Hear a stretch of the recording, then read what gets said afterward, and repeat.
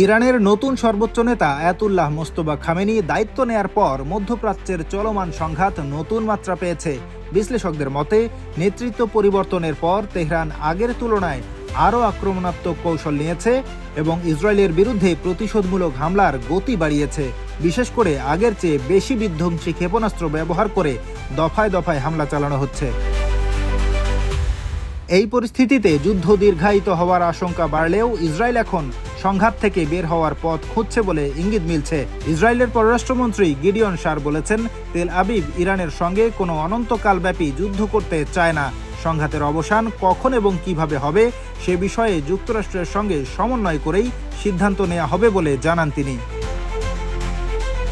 বিশ্লেষকদের মতে ইরানের ধারাবাহিক পাল্টা হামলা এবং আঞ্চলিক উত্তেজনা বাড়তে থাকায় ইসরায়েল ও যুক্তরাষ্ট্র উভয়ের ওপরই কৌশলগত চাপ সৃষ্টি হয়েছে।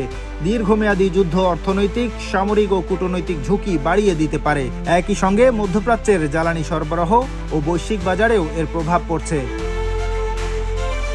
এ কারণে সামরিক চাপ বজায় রেখেও সংঘাতের একটি নিয়ন্ত্রিত সমাপ্তির পথ খুঁজছে তেল আবিব ও ওয়াশিংটন। পর্যবেক্ষকদের মতে যুদ্ধের তীব্রতা বাড়লেও পর্দার আড়ালে সম্ভাব্য কূটনৈতিক সমাধানের হিসাব নিকাশও সমান তালে চলছে।